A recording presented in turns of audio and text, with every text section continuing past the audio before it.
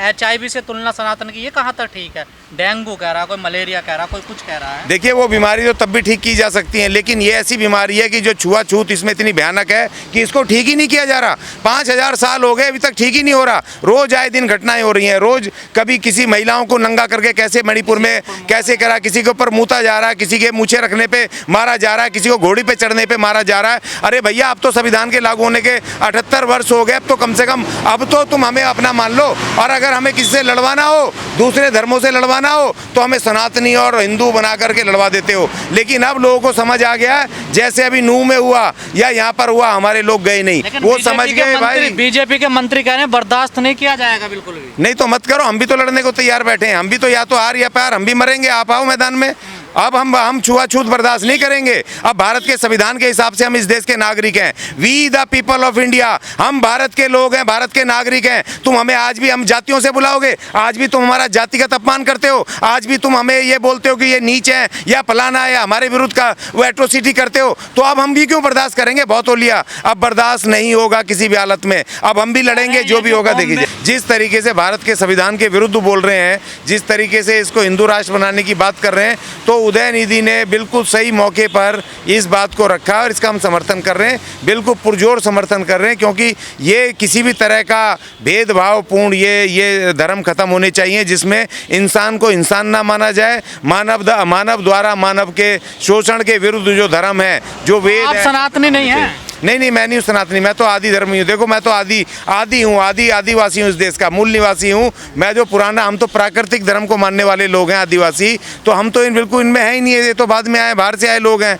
इन्होंने थोपा हमारे ऊपर सारी चीज़ें, ये डिस्क्रिमिनेशन, भेदभाव, हमें तो गुलाम बना करके, हमारे लोगों को हरा करके इन्होंने, हमारे राजे महाराजाओं को हमें युद्धबंदी बना के हमें गुलाम बनाया, हमारे ऊपर थोपे ये सारी चीज़ें। अभी ये 26 जनवरी 1950 से पहले हमें मंदिरों में जाने की इजाज़त नहीं थी। बाबा साहब ने आंदोलन किए, मंदिर प्रवेश के आंदोलन किए। इंसान है, ये भी मनुष्य है, इनको इन मंदिरों में जाना क्यों नहीं जाने दोगे? बाबा साहब ने संघर्ष किए, उन्होंने किताब उसमें लिखा, आर्टिकल 15 में लिखा कि किसी भी व्यक्ति को आप मंदिर में, स्नाना घाट पे, ये जो आप नहाते हैं यमुना गंगा घाटों में जाकर के, हरिद्वार वगैरह नहा रहे हो, ये बाबा साहब ने लिखा है, तब जाकर के हमें छूट मिली है, वरना हमें छूट थोड़ी थी वहाँ जाने की। हमें तो अगर हम वेद को या किसी इनके जागरण को सुन लें तो पिघला हुआ शीशा कानों में डालने की ये व्यवस्था है उसके अंदर। तो वो ये कह रहे हैं सनातन को खत्म करने वाले ही खत्म हो गए इस दुनिया से। नहीं देखिए, सनातन आदिकाल से अनंत है। नहीं देखिए, अनंत तो था लेकिन है नहीं। 26 जनवरी 1950 के बाद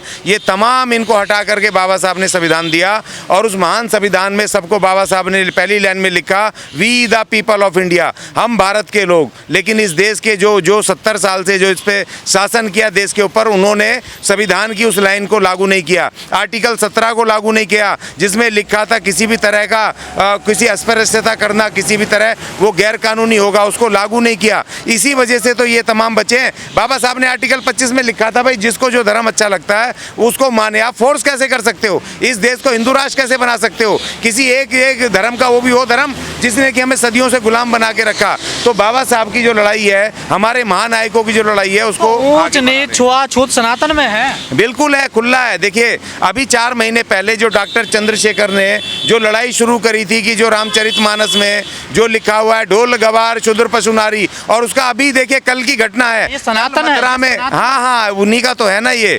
कल मथुरा में एक राज परिवार की एक विधवा महिला को, सीनियर महिला को, वो अंदर मंदिर के अंदर गर्भगृह में जाने से रोका गया, धक्के मार करके निकाले गया। वो तो राज परिवार की छतरानी है। उस महिला को भी जो लिखा ना, ढोल गवार शूद्र पशु नारी सब है सकल ताड़ना के अधिकारी। तो इन्होंने तो लिखा हुआ है कि जो इस देश के शूद्र हैं, अछूत हैं, जो इस देश की महिलाएं हैं, वो तमाम लोग उसके ताड़न के अधिकारी हैं, हमारे गुलाम हैं, और इनके साथ वही भेदभाव किया जाए। बीजेपी ने मोर्चा संभाल लिया है इसको लेकर, कांग्रेस को टारगेट किया जा रहा है। नहीं तो बहुजनों ने मोर्चा संभाल लिया, तमाम लोग खड़े हो गए, यहाँ जितने भी लोग हैं सब खड़े हो गए, उदयनिधि के साथ खड़े हो गए। ये लड़ाई तो चलेगी, उदयनिधि के बयान के साथ है? नहीं, बिल्कुल मैं साथ हूँ, बिल्कुल पूरी तरह साथ हूँ, और हर तरह के संघर्ष में हम पूरी शक्ति के साथ उनके साथ लड़ेंगे। क्योंकि देखिए बाबा साहब ने जब इनहेलेशन ऑफ कास्ट लिखी थी, उसमें इन मनुवादियों को लिखा था, हिंदू धर्म के लोगों को लिखा था कि अगर आप हिंदू धर्म को बचाना चाहते हो तो आप एक सर्वमान्य तमाम हिंदुओं का, जिसमें अछूत भी हो शूद्र भी हो,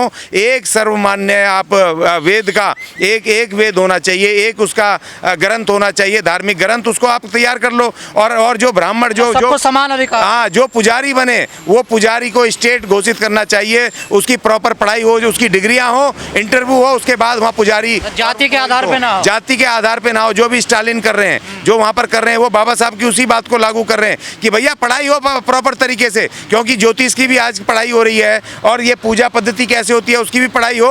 और जो आदमी क्वालिफाई करे, एग्जाम क्वालिफाई करे और जो उसको इंटरव्यू क्वालिफाई करे, वो पुजारी बने, वो पुरोहित बने। किसी एक जाति का, तुम अपना ब्राह्मणवादी व्यवस्था में तुम सारे मंदिरों पे खुद कब्जा एक जाति करके बैठी है, और हमारे संविधानिक जो रिजर्वेशन जिसने हमें शिक्षा देनी है, जिसने हमें इस देश में हिस्सेदारी देनी है, रोजगार में, व्यापार में, इस देश की राज सत्ता में।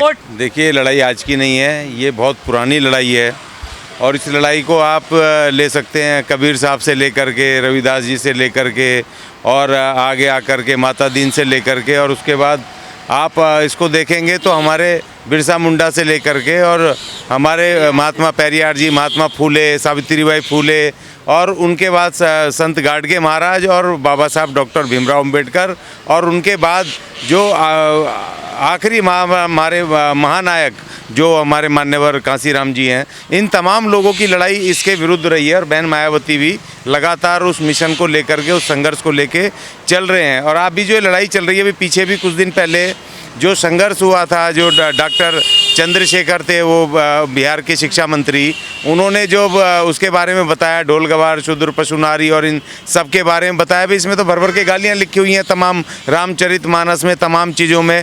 जो इस देश के अछूत हैं और जो शूद्र हैं, उनके लिए बिल्कुल डिस्क्रिमिनेशन है, बहुत भयंकर उनके विरुद्ध लिखा हुआ है।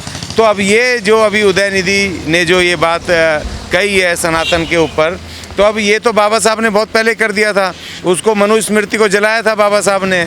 और ये लड़ाई आज की नहीं है। और जो इस देश में भारत का संविधान 26 जनवरी 1950 को लागू हुआ, तो इस देश की मनुस्मृति और इस देश की जो ये तमाम धार्मिक हिंदूवादी व्यवस्था थी, उसको रिमूव करके बाबा साहब ने एक भारत का संविधान ये दिया, जिसके पीछे पड़े हुए हैं। पर सनातन की तुलना डेंगू से, मलेरिया से, HIV से भी तो करना ठीक नहीं है ना।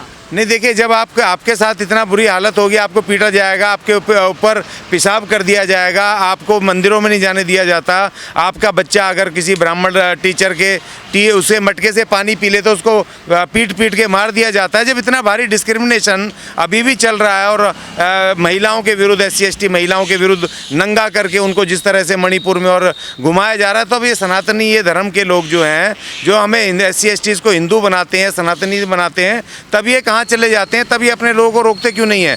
तब उनको कहते क्यों नहीं है कि भैया इस तरह से तुम इनके ऊपर पेशाब मत करो, इनकी महिलाओं को आप नंगा मत घुमाओ, ये भी सनातन का हिस्सा है, या ये भी पार्ट है, हिंदू धर्म का पार्ट है। तो तब ये क्यों नहीं कहते हैं? तब ये विरोध क्यों नहीं करते हैं? तब RSS जैसा हिंदूवादी संगठन ये सब कहाँ चले जाते हैं, क्यों चले जाते हैं? तो ये तमाम लोग क्यों नहीं विरोध करते हैं? एक ब्राह्मण का, एक पुजारी का, एक भी सनातनी का वो नहीं आता है, तो वो डेंगू या मलेरिया, उन्होंने ये कहा कि सनातन में समानता नहीं है, सनातन में समानता नहीं है। नहीं, समानता होती तो बाबा साहब क्यों पैदा होते, पेरियार साहब क्यों पैदा होते, या हमारे वो जो बिरसा मुंडा, या हमारे जो वो हैं अपने मुख्य सावित्रीबाई फूले, महात्मा फूले, इनके संघर्ष क्यों होते? क्यों लगातार लड़ाई होती इस डिस्क्रिमिनेशन के साथ? हम जो अभी देखे, भारत के संविधान में भी आर्टिकल 341 में उसमें भी लिखा हुआ, जो हिंदू धर्म के सताए हुए लोग हैं, हिंदू धर्म के जो सताए हुए शोषित पीड़ित लोग हैं, वही उनको रिजर्वेशन दिया जाएगा। क्योंकि जिन जातियों को इन्होंने अछूत बना के रखा, शूद्र बना के रखा, उन्हीं जातियों को तो रिजर्वेशन मिला कि भाई इनको शैक्षणिक और आर्थिक रूप से बराबर करो। कह रही है बड़ा षड्यंत्र है ये सनातन को बदनाम करने का देश में। नहीं, षड्यंत्र नहीं है, पुरानी लड़ाई है। ये समझ लो कि ये जो गोदी मीडिया दिखाता है, हमारे जो नौजवान भ्रमित ना हो,